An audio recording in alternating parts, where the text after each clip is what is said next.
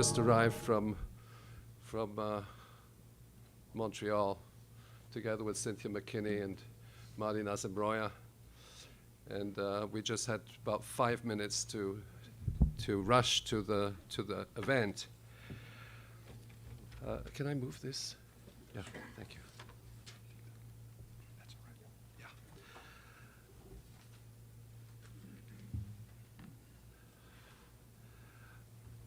What I'd like to address in my presentation are the broad consequences of 9/11 with regard to US military doctrine,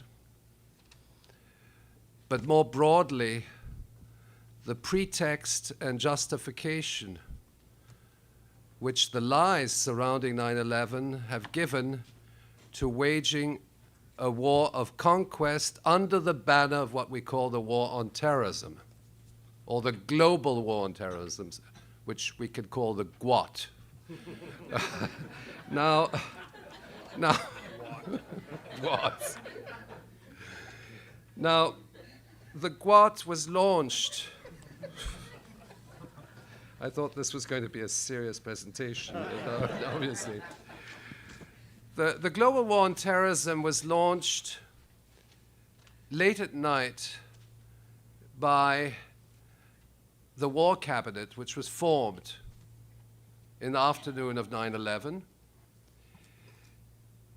And a decision was taken to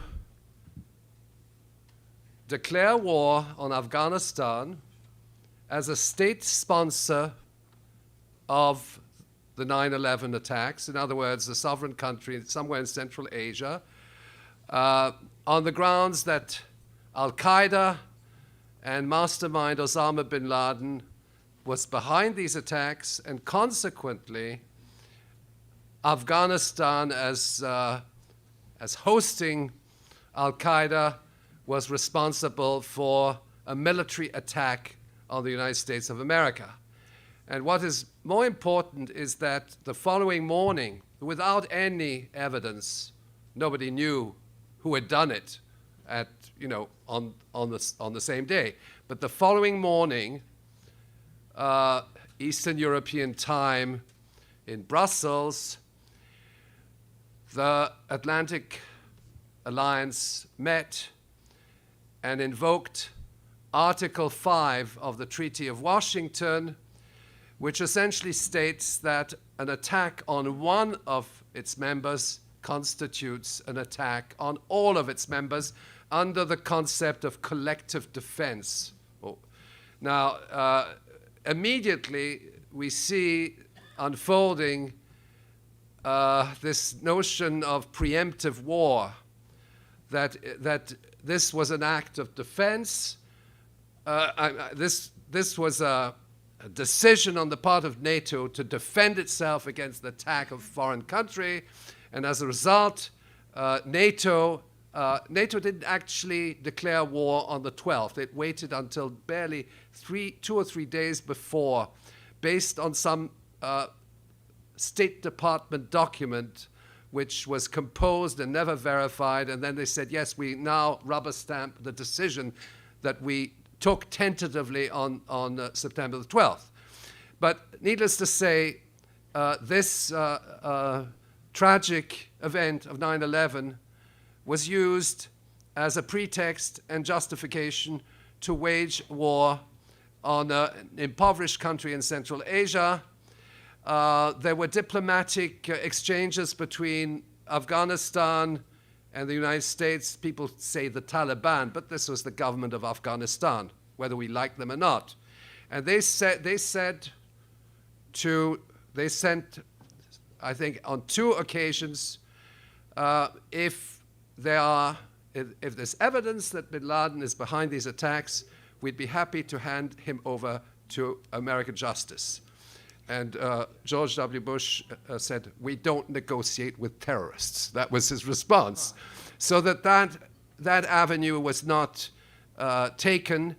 And anybody who has a minimal understanding of military planning will know that you don't plan a large-scale theater war in a matter of 4 weeks. This conference took several months to prepare. And imagine anybody who has looked at military documents knows that it takes several months and sometimes years to prepare a war of that size. So that the war on Afghanistan was in the pipeline well before 9/11. And 9/11 was the pretext and justification for waging this war, using what former Central Command Commander General Tommy Franks calls a mass casualty producing event. It must be a military concept, a mass casualty producing event, which in the logic of Operation Northwoods, which was the secret plan to attack Cuba based on attacks in the Miami exile community with casualties.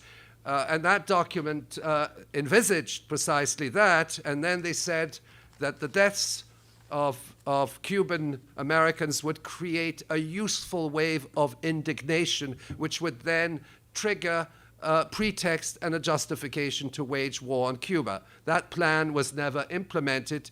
It was presented, it was under the Kennedy administration. It was presented by the Joint Chiefs of Staff. You can look at it. It's a declassified document. Robert McNamara at the time was Secretary of Defense, and I think that the White House turned it down. But the concept is certainly on record.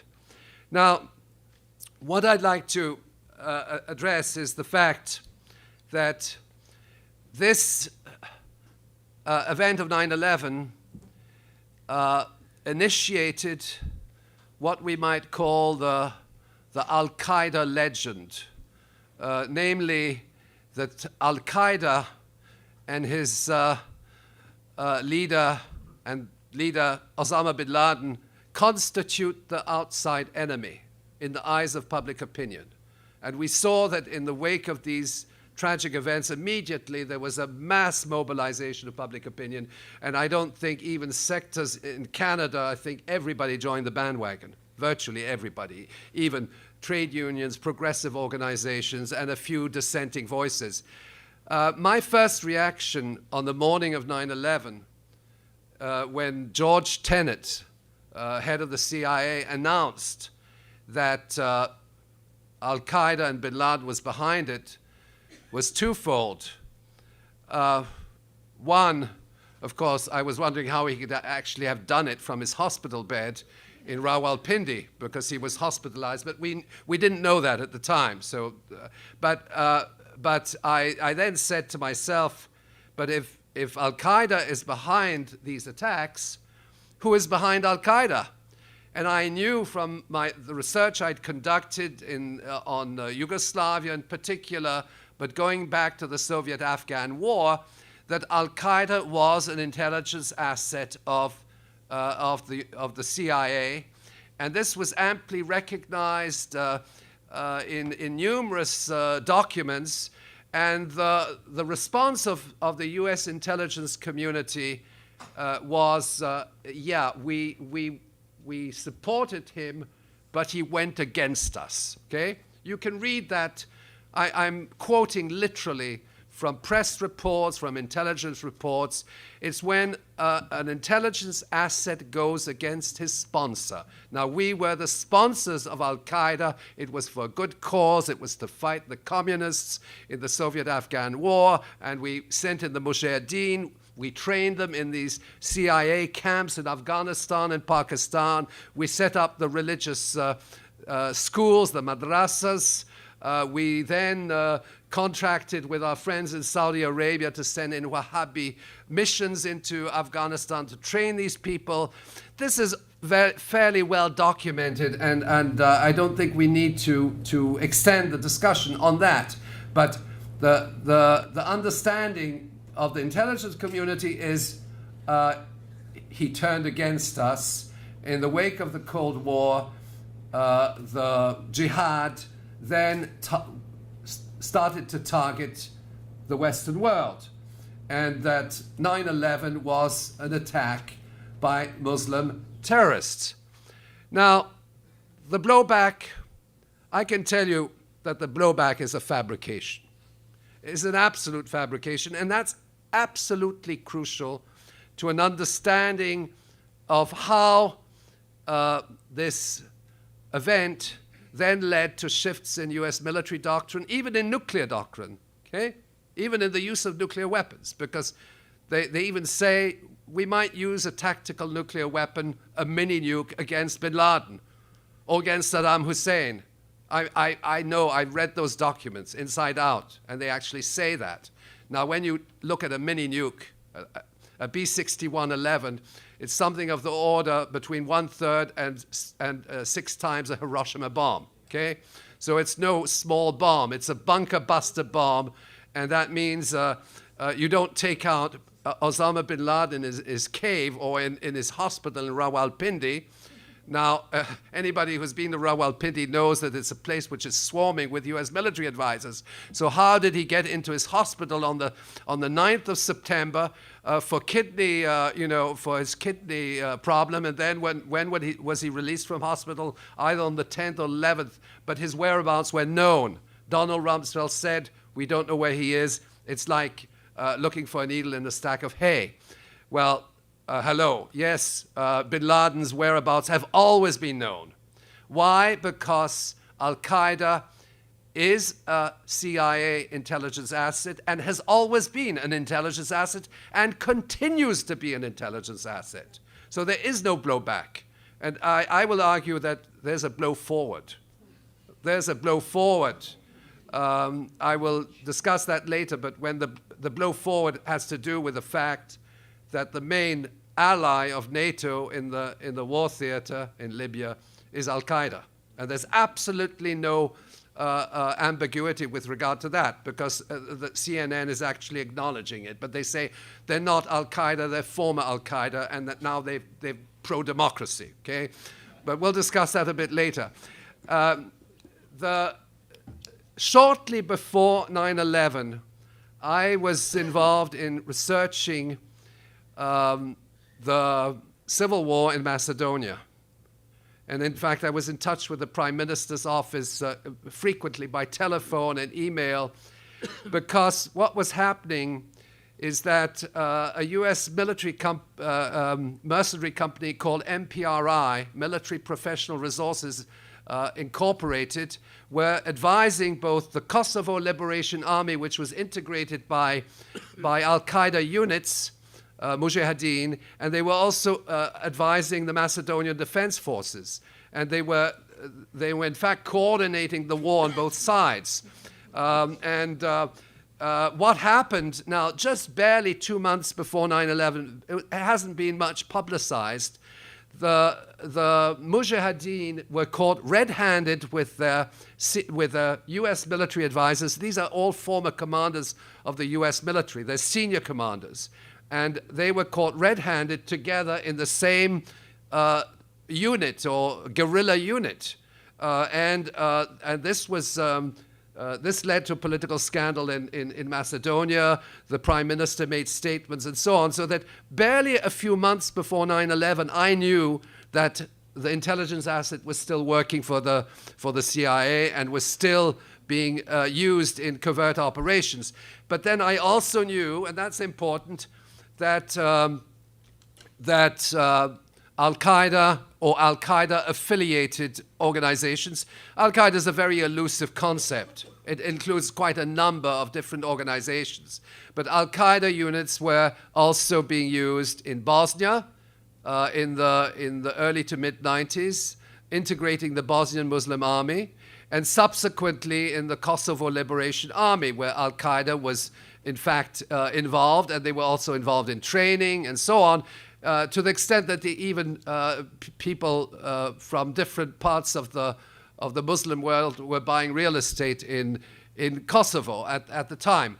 But what I want to signify by that is that that throughout that whole period, the enemy number one, which allegedly committed these attacks, was in close liaison with their intelligence sponsors, the CIA, but also Pakistan's inter-services intelligence, which really operated as a go-between.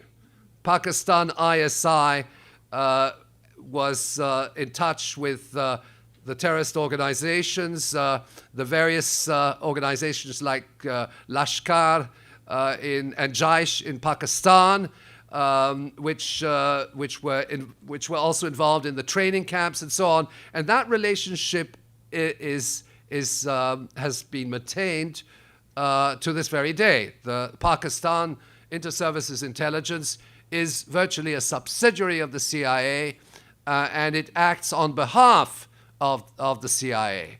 And I should mention another very important dimension is that in 2001, in November 2001, and this was brought out in an article by Seymour Hersh, although he didn't really elaborate on the implications, is that Al-Qaeda combatants in Afghanistan were airlifted to northern Pakistan. They weren't sent to Guantanamo. Guantanamo was housed by civilians, people who were arrested left and right.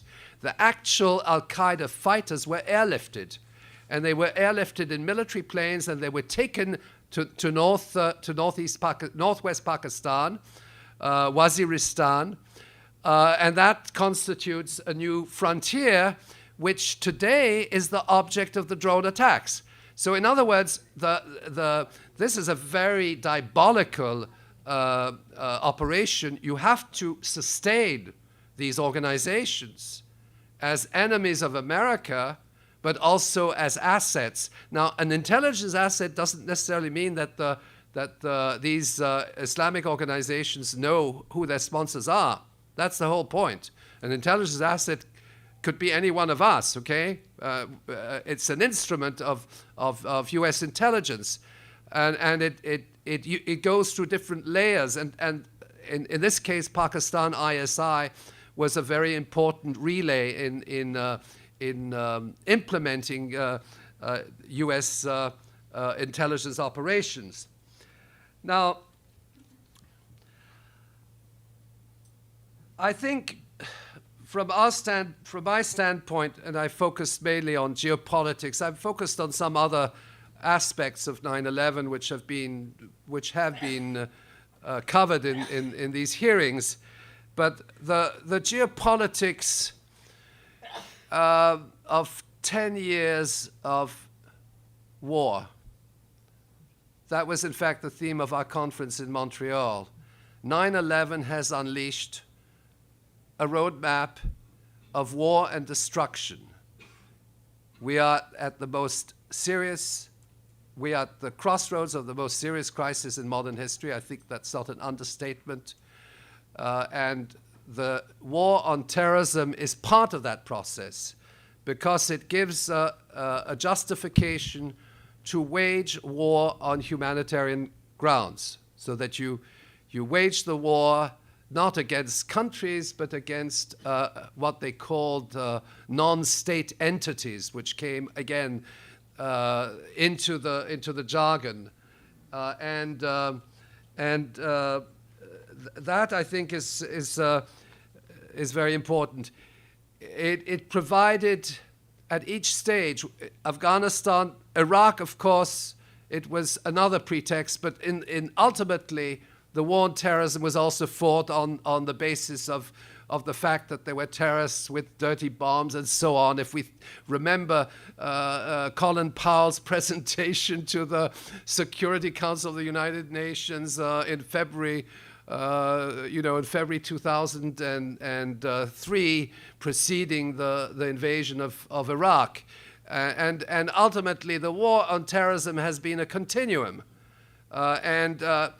What has happened is that this war on terrorism has also been supported by media fabrications.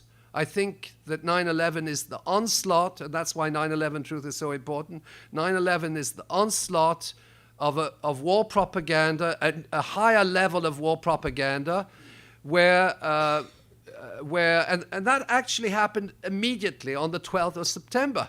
Okay, immediately on the 12th of September, there were calls to invade Afghanistan from what's his name, Sapphire, and various other pundits of the Washington Post and the New York Times, and said, yes, we must go after the terrorists, and all this has permeated the consciousness of millions of people. It's created an atmosphere of fear and intimidation, which was then coupled with the coded alert, the color-coded alerts, and Homeland Security, and so on. And it was a pretext to wage a war without borders, which in essence is a war of conquest, and it was also a pretext to implement far-reaching changes at home through the Patriot legislation, through national security, protection of borders, and so on and so forth. And I mean, you might even remember when you board the plane with your Johnny Walker Black Label, I should mention a word about the liquid bomb attacks, because they were totally fabricated, among many others. But the liquid bomb attacks, it turned out that the alleged terrorists did not have passports and did not have tickets to board the plane. Now, they must have screwed up somewhere, to say the least. But in any event, we went through a whole era of threats, of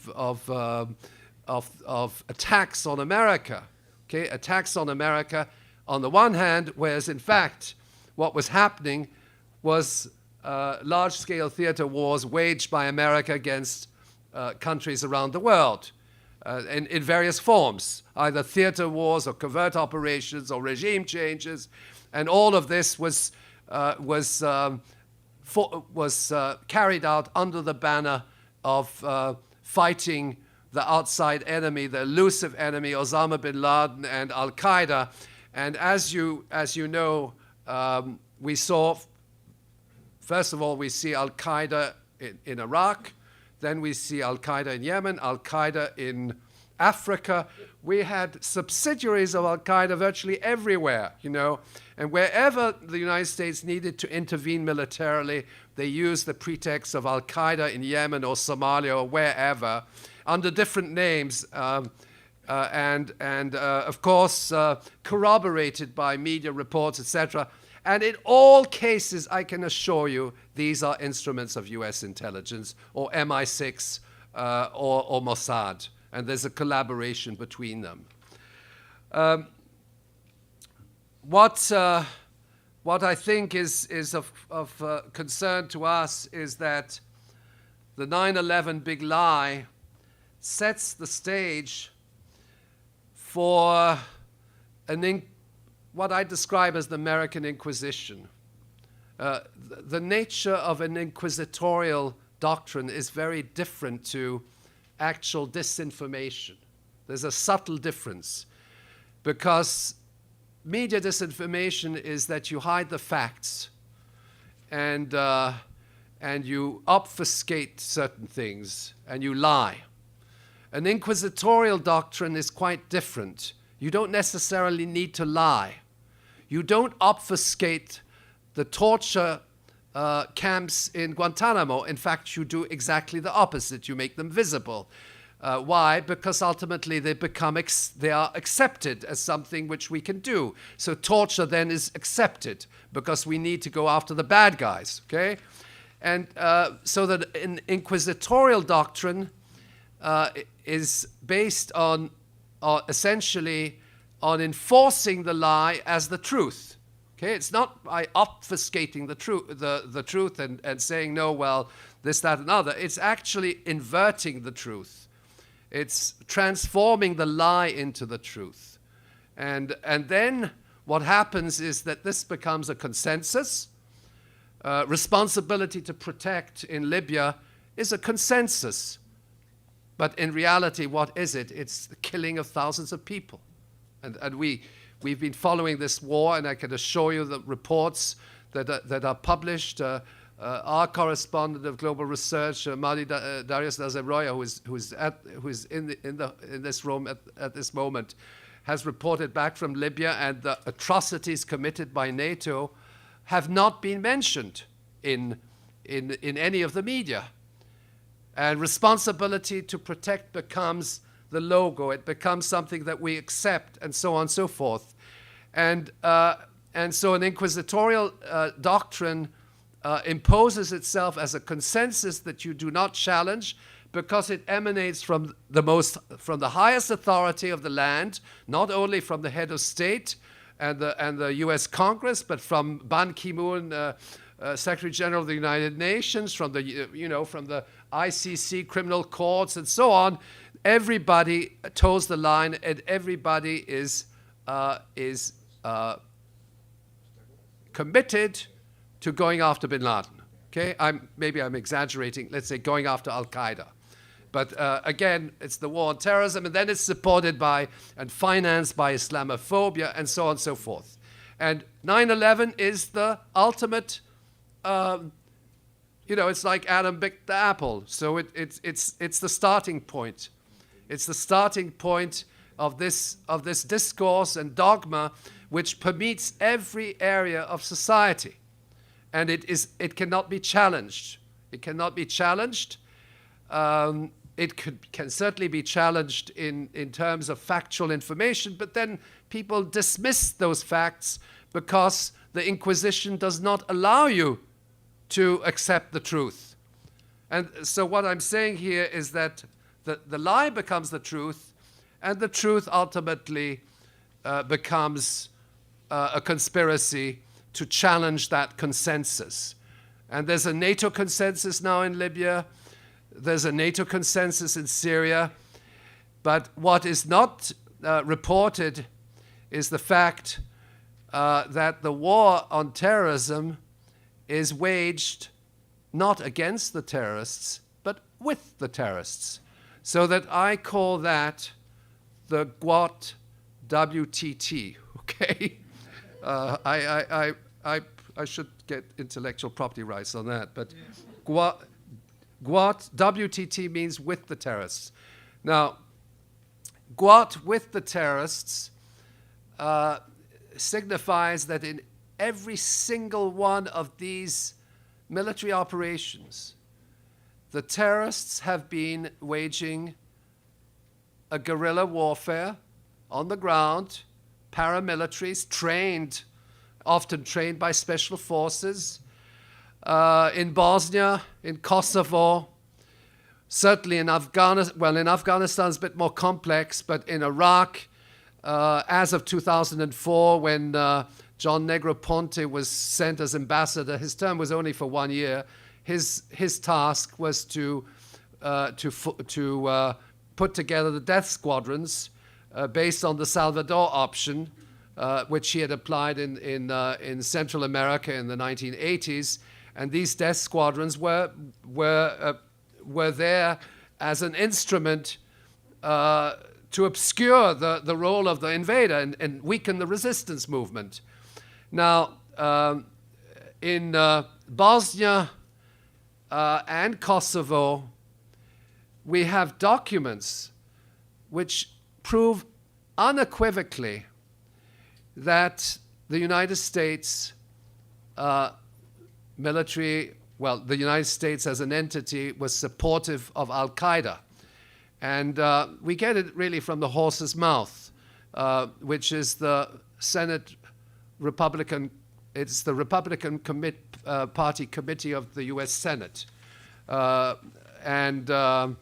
It's a document which was produced in 1997 and which accuses the Clinton administration. There was party politics involved in that, they accuse Clinton of supporting Al-Qaeda and working hand in glove with Al-Qaeda and bringing in weapons into Bosnia. Okay, and so that is a document of the U.S. Senate. It's a public document, and we have other statements regarding the KLA. Now, we know that the KLA are listed by Interpol, and we know that the KLA is linked up with Al-Qaeda and so on. We know that the KLA was supported by NATO. So that is well understood, waging the war on terrorism with the terrorists, not against the terrorists. And I contend that that concept is absolutely fundamental. It's not the blowback, it's the blow forward. Because the blowback tells you that Al-Qaeda went against us, he's enemy number one.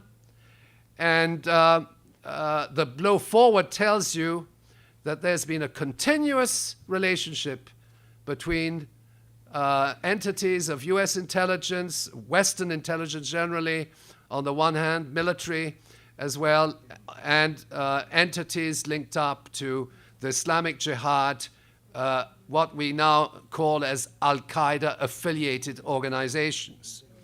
And now I'd like to, and the reason why all this is important, because the lie penetrates the inner consciousness of people, it changes their perceptions, it prevents people from thinking, even when they're confronted with the fact that Al-Qaeda is in fact an instrument and not an object of the global war on terrorism. But nonetheless, and when the lie replaces the truth in people's inner consciousness, there's no going backwards. Okay, it's a very subtle mechanism. And the Spanish Inquisition understood perfectly well, but the French Inquisition was even worse. And it lasted for several hundred years, okay? That your whole mindset is subordinated to something which is predetermined and fake, and you cannot reflect. Now, I'd like to go to blow forward, okay? Because it is a blow forward, and discuss very briefly two major areas of conflict today. One is Libya, and the other is Syria. Now, I can tell you unequivocally, and it's confirmed by media reports, that the main military units of the rebels in Libya are Al-Qaeda. The military commander in Tripoli is Al-Qaeda, or Al-Qaeda affiliated. These are former commanders of the Libya Islamic Fighting Group, the LIFG. Now, the LIFG is a CIA creation. These commanders, these mujahideen, were trained in Afghanistan, in CIA camps, the same procedure as those which fought in the Soviet-Afghan War, except in the subsequent period. And I can tell you that the LIFG is still on the list of the State Department as a terrorist organization, and it's still on the United Nations Security Council list of terrorist organizations. And we know for a fact that the mainstay of these rebels are Al-Qaeda affiliated. There are other elements to the rebellion, which I won't go into. But the issue is the following. If you look at the press reports, they will acknowledge it. I think they have to acknowledge it, because otherwise, the truth might seep through. They acknowledge it and then they dismiss it. They say, this is the way they go, they say. They say, such and such is commander of the Tripoli rebel command. He's a former member of Al-Qaeda, but he is now pro-democracy, okay? So what they do is they say, these are former terrorists, former bad guys, and now they're good guys, okay? So they're inverting the concepts. So you have a bad guy, and then CNN says, well, now they're committed to pro-democracy, etc., etc. They said the same thing in Kosovo with the KLA, that the KLA are criminals linked to the Italian mafia, but now we're going to use them to implement democracy. Now, essentially, this is what you have in Tripoli today. And these rebels are committing major atrocities directed against the civilian population. But what we have to understand is that the war on terrorism is not only a fabrication, but the enemy, the alleged enemy in this war on terrorism is in fact a partner in the war on terrorism, namely Al-Qaeda is used in military operations on the ground, interfacing with NATO special forces and so on and so forth.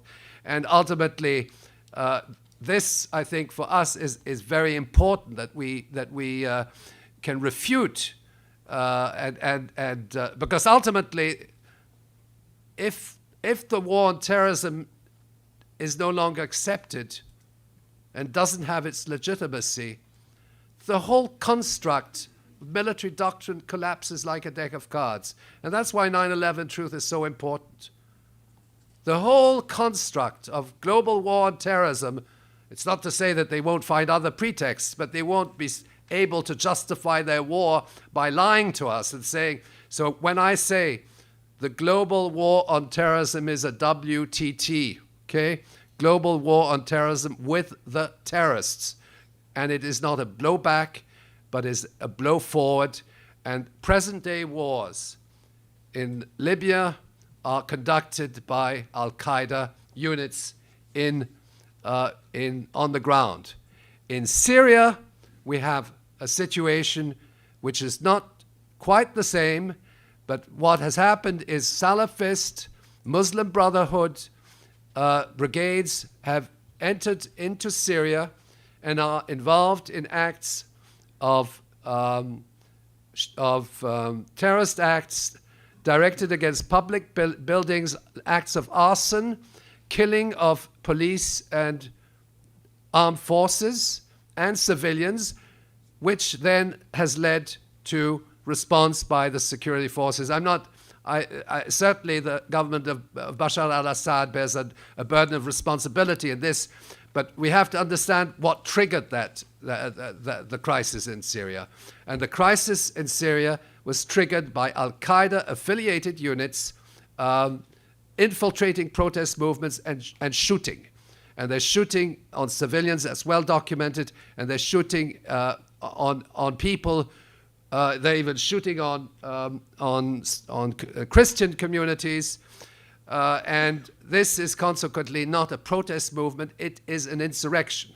And the latest news that I have is that NATO is actually now, and this is confirmed by Israeli intelligence sources, that NATO is itself in the process of recruiting mujahideen, jihadist fighters, to wage their wars. They have a recruitment process, and it's an agreement between NATO and the Turkish military. Now, those reports remain to be verified, but it's well understood that recruitment process has been going on for a long, long time.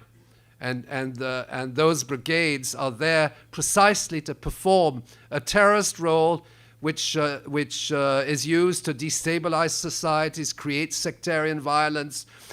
In countries such as Syria is a country of tremendous religious tolerance for people who have been there. I spent more than a month in Syria earlier this year, and there's a sort of integration of Christianity and Islam to the extent that the prayer, I'll finish on that, the prayer at the Great Mosque in Damascus is taken from the Greek Orthodox Church. Thank you very much.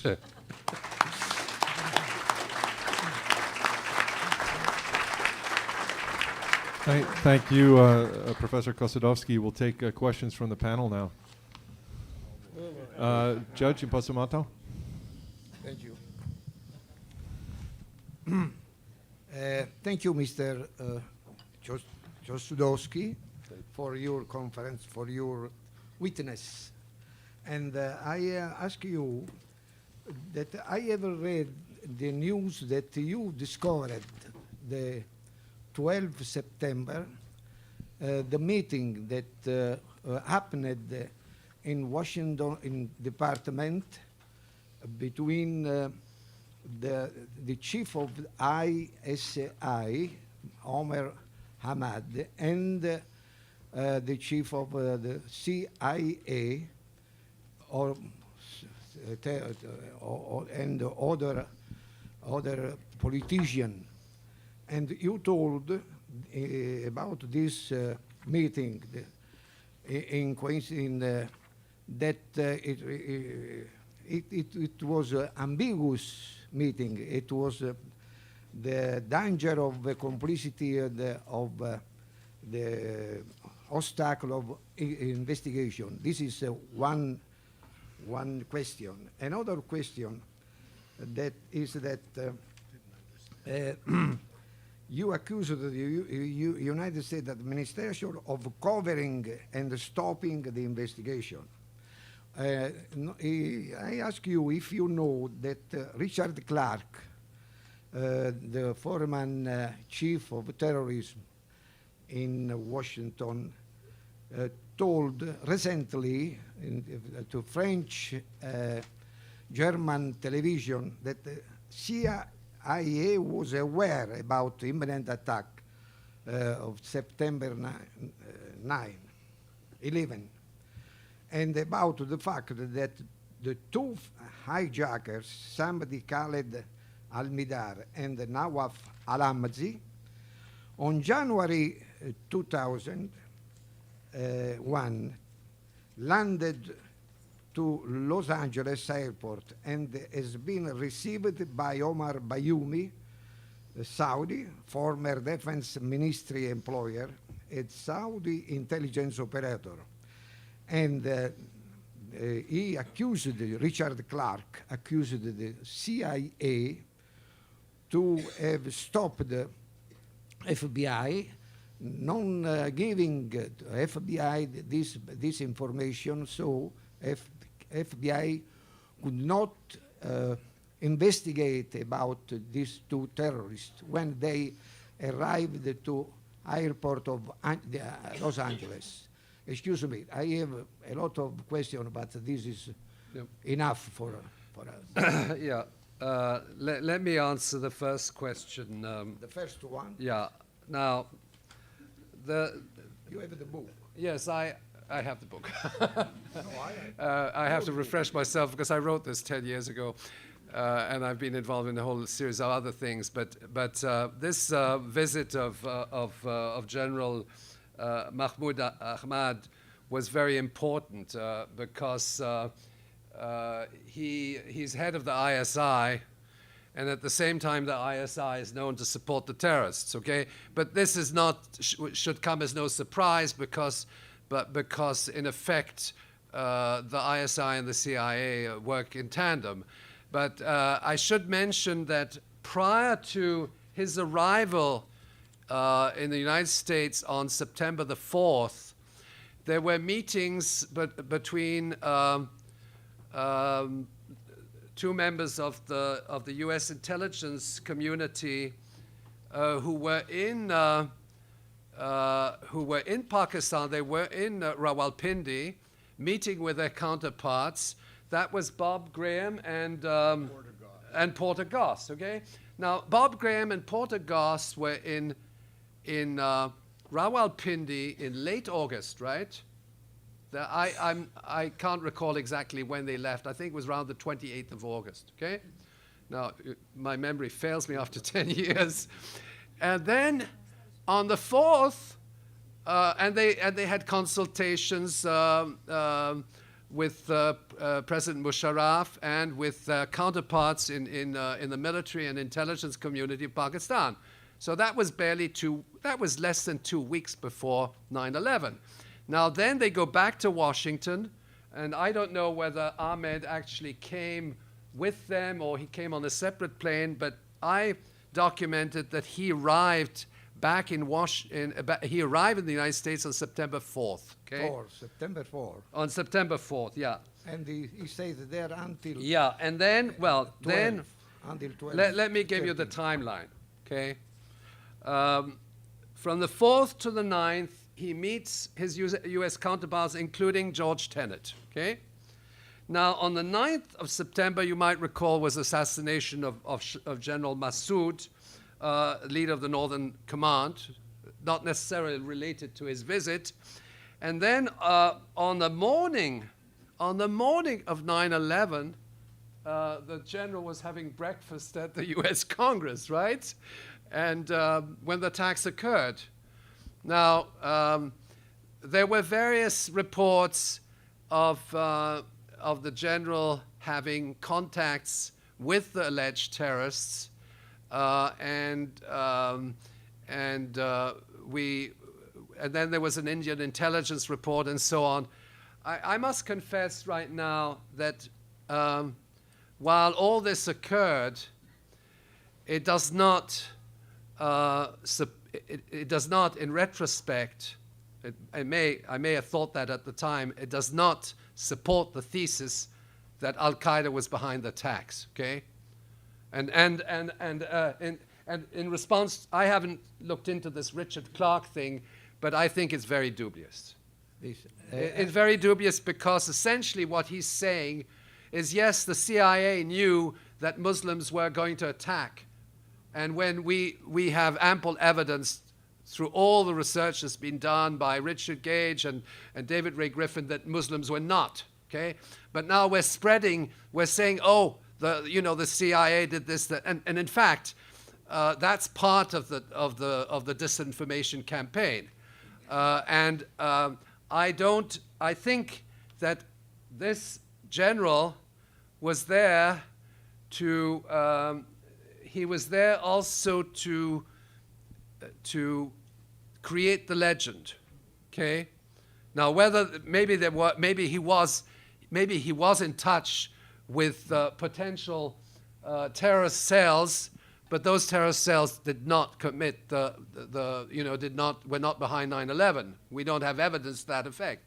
We have some evidence from reports that General Mahmoud Ahmad, yeah, had contacts with terror cells, and we also have reports that there was a transfer of $100,000 later in September. And do you know why Mahmoud Ahmad, the 8th October, resigned? No, because he has the suspicious is that Mahmoud Ahmad has sent money to Atta through Mr. Omar Saed. Do you know this possible event? Why the reason of his resignment? Well, I think that there are two elements. First of all, we should emphasize that on the day after. You have to give me the book, please. Yeah, no, okay. Thank you very much. On the day after 9/11, once they had declared a war on Afghanistan in the night, that decision was reached late in the evening, okay? If you look at Bob Woodward's timeline. And then in the following morning, what happened is that Lieutenant General Ahmad met with the Deputy Secretary of State Richard Armitage, and he also met again. Then he met Joe Biden on the following day, on the 13th, who was at the time chairman of the Senate Foreign Relations Committee, and what is important there, and and at those meetings at the State Department and the U.S. Senate, there was a decision taken that Pakistan would support America's war on terrorism. So that I think Ahmad's role was there. They said, oh, he just happened to be there, okay? Well, he just happened to be there so that on the morning of 9/11 he could go in. It was Colin Powell was Secretary of State, was he not at the time? Yeah, he met with Colin Powell as well. Although the reports don't confirm it. I think I managed to find that he did actually meet Colin Powell, but Richard Armitage was his counterpart, and essentially that was the green light for Pakistan. Pakistan supports the global war on terrorism, okay? And at the same time, Pakistan's ISI is supporting the terrorists, the WTT, okay?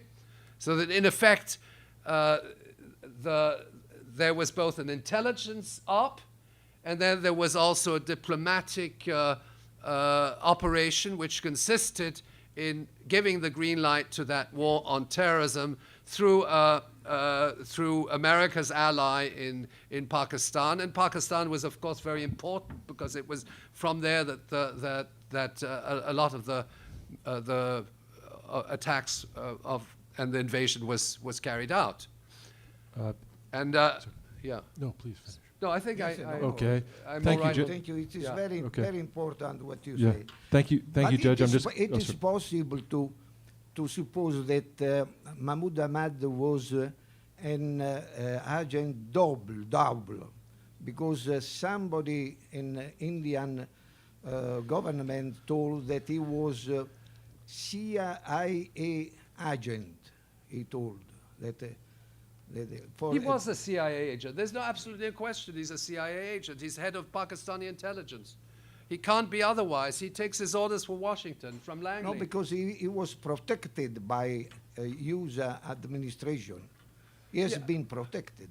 I think it was understood that, as you pointed out, that the day after the war commenced, that this guy would go into retirement, and a lot of people among us said, "Oh, this is the mastermind behind 9/11. It's the guy who sent the $100,000 to Mohammed Atta and so on." I mean, I don't think that my interpretation 10 years later is that was not his function. Okay. Because I know that other things have been discovered since then. But when I wrote that paper, probably in the October of 2001, I gave great importance to that particular sequence of events, which it was very fishy that Porter Goss and Bob Graham, respectively from the Senate and the House intelligence committees, had been sent to Pakistan 2 weeks before it happened, okay? And I must say, these individuals, I don't trust them. I know that they may have had other, they've come out in various forms. There's something very fishy about that sequence of events. On that note, Professor, I beg pardon to interrupt you. I'm going to have to transition because we'll there run is out of time. There is only, excuse me, the problem of interview of Richard Clarke, you have not read. No, I dismiss it. We'll get back to that. Professor Johnson? Professor Johnson? I think it's a red herring. Okay. On that note, thank you. Thank you, Professor. Thank you. I wonder if, many of us don't think that bin Laden had a lot to do with 9/11. I think you probably share that view. Do you have any comments about the events in Abbottabad? Was that pure theater, or do we have any notion of what actually occurred there? I'm sorry, I misunderstood. The assassination of bin Laden by the United States. Okay. Listen, I mean, there've been David Ray Griffin has written a book on that. I don't want to elaborate. The whole thing is extremely fishy, to say the least. But I haven't personally investigated the timeline. Many of our authors have written on that,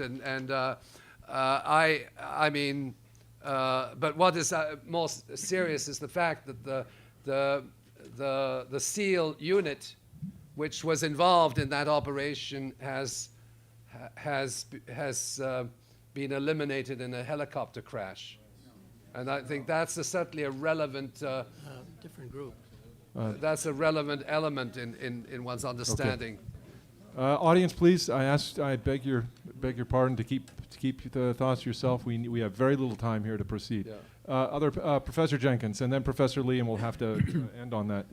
My understanding is that Noam Chomsky certainly agrees with your analysis of the use of 9/11 to further U.S.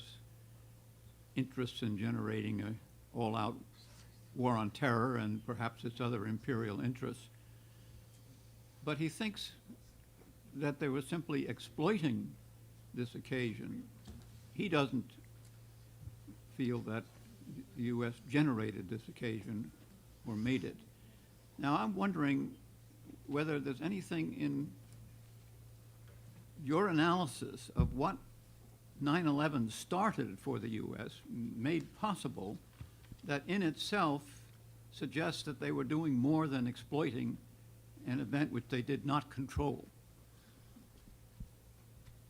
But they controlled. I mean, I think what Noam Chomsky is saying is that 9/11 may have provided a pretext, but he rejects the fact that Al Qaeda is an intelligence asset. I mean, he doesn't focus on the intelligence, on the lies. This is the ultimate lie, okay? Because what they're telling us, it's the ultimate lie, as far as the global war on terrorism is concerned. Waging a war on terrorists, using the terrorists, okay? I mean, we can distinguish between various terrorisms because NATO is also a terrorist entity. But if we're talking about is the so-called jihadist or Islamist brigades, they are recruited. They are, in fact, created. Islamism, in its form today, is a creation of the CIA. It's not to say that Islamism doesn't exist in the Muslim world. It does. But it has been used as and supported and financed covertly with a view to using it in a war theater. Now, with all due respect to Noam Chomsky, he doesn't get into that. Okay? And that is where the deck of cards collapses. Just to say, well, you know, this something they couldn't control, and then they went after them, and they're bad guys. They're not bad guys. We're the bad guys. And I mean, the discourse of the media is so incredibly fake to say, to now dispel after having supported the war on terrorism doctrine, to say that in the case of Libya, well, it doesn't really matter whether these guys are terrorists, Al-Qaeda or not. Well, in fact, they are Al-Qaeda, according to CNN. But these guys are no longer bad guys, okay? They're telling us that. They're no longer bad guys. They're good guys because they're working with us. They're former terrorists, okay? They're former terrorists. And in fact, they're not former terrorists because the organization, which is supposed to be defunct, is still there. Otherwise, it wouldn't be on the State Department list. Okay. Professor? So in effect, what if people were doing their work in the war theater, they would be arresting these people. Is that right, Cynthia? Yeah. We'll get to that fully. Last question, Professor Lee. We have to move quickly. Thank you. Okay, I'll make it quick. Is your analysis of world events is even darker than many people in this room could imagine, because you're suggesting that in fact there's only one entity, and that is this dark what Peter Dale Scott calls the deep state. So my question is, in local instances like Afghanistan, is the Taliban blow back or blow forward? Well, Afghanistan is a very complex war theater, okay? Because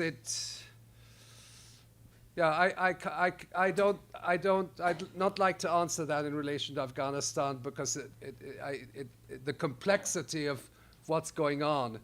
But certainly, if you look at the last, if you look at Iraq, where there have been intents on the part, deliberate intents on the part of the military alliance to create death squads, and sometimes even special forces, in Arab garb, going and putting bombs in a mosque. Now, I'm not inventing that. It has been documented by the British press.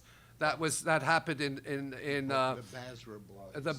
that was the Basra. Those were the Basra attacks, and they suggest that the military alliance is creating its own terror units within Iraq, with a view to creating divisions between factional divisions between different groups within society, between Shia and Sunni and Kurds and so on. This is well understood, and that the architect of that was John Negroponte. But I think the reason I emphasize the contemporary wars is because the evidence is so overwhelming.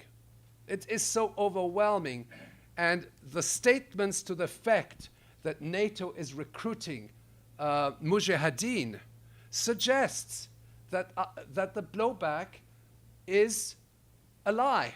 Professor, It's an absolute lie, and that the terror entities today are part of a military strategy of conquering countries for their oil, essentially, as far as the Middle East is concerned. I'll terminate on this. Muslim countries have between 60 and 70% of conventional petroleum reserves. I'm not talking about tar sands, okay, depending on the estimates. The United States has 2%. And that is why there's a process of demonizing Islam.